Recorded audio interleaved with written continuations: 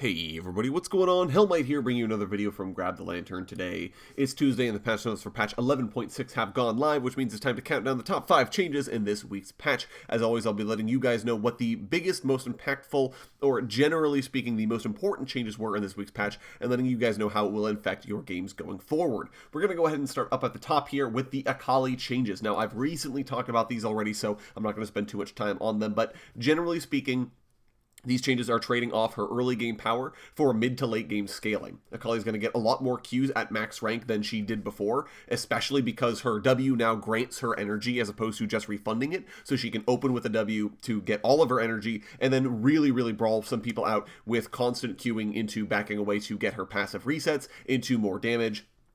Additionally, her R is doing so much more damage at maximum rank. It has actually gained like 45 extra damage at its max rank, which is a really big deal. Additionally, her E's damage did actually go up compared to where it was before. A lot more of that damage is backloaded, but generally speaking, the damage did increase. So across the board, Akali is going to be doing a lot more damage than she was before.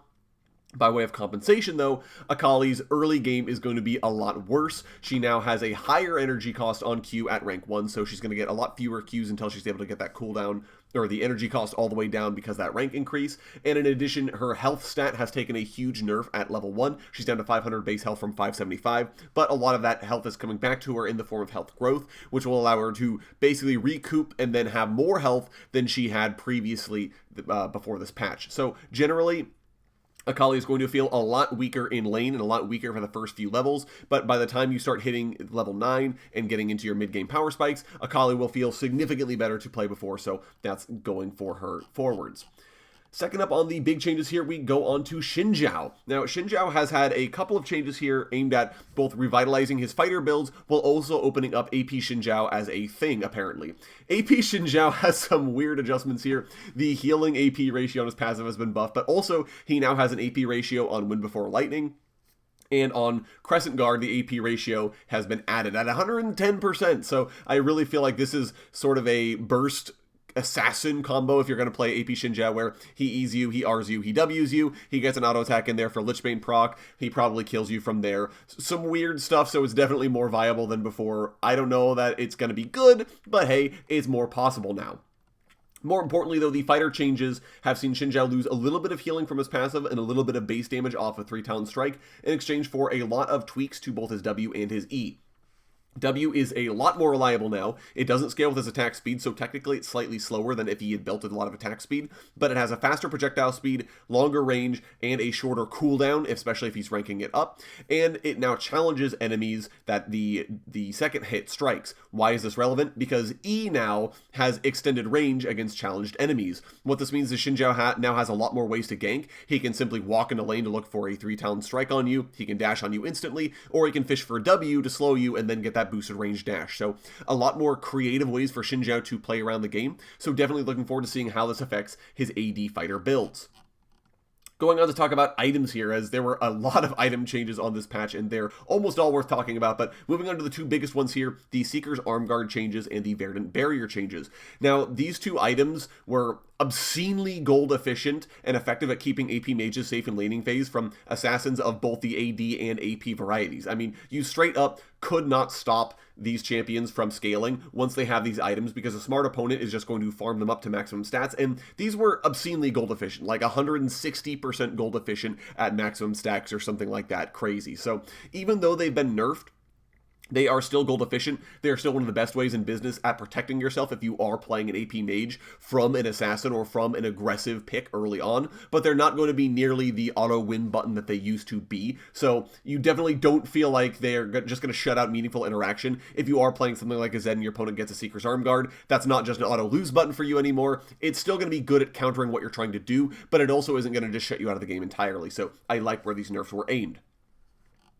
For change number 4 here, we're going to talk about the sustain changes. Now, Riot have generally nerfed down sustain across the board because they're trying to get rid of a lot of the systemic healing that feels out of line. Systemic healing is healing that isn't a part of champion kits that you can opt into on any champion. Right now, it's too good at removing meaningful interaction in lane because a lot of these items, once you buy them, just give you so much healing back that you just kind of can't leave lane at that point because you're going to heal too much. So, Ravenous Hunter, Fleet Footwork, Shield Bow, Blade of the Rune King, and Sterix have all had their healing amounts nerfed, whether that's lifesteal or general healing effects. Shield Bow is also now no longer granting lifesteal off of the shield proc, instead it's giving you attack damage. And Shield Bow and Blade of the Rune King, though, have both received compensatory buffs to generally make them as strong as before. Shield Bow, like I said, gives AD, and the shield itself is much stronger. Blade of the Rune King siphon damage was also buffed up at later levels, so generally speaking, you're still getting the same gold's worth of stats out of these items as they were before. You're just getting less of it in the innate sustain they're giving you. Steric's Gauge just took a rightful nerf, honestly. It's still such an incredible item, so it does feel like that was needed in order to tone back that item and where it's at.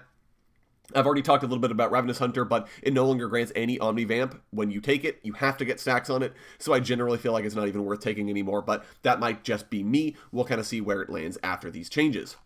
Finally, for the final change of 11.6, I do want to talk about Liandry's Torment and Luden's Tempest. Now, both of these items are receiving changes because these are the items that are contributing to the mage itemization stagnation that they've had. Mages have the worst hard binding of any class right now, which is to say that mages will build the same item every game, even though the mythic system is supposed to make you think critically about what your first purchase is going to be or what your most impactful purchase is going to be in the form of your mythic item.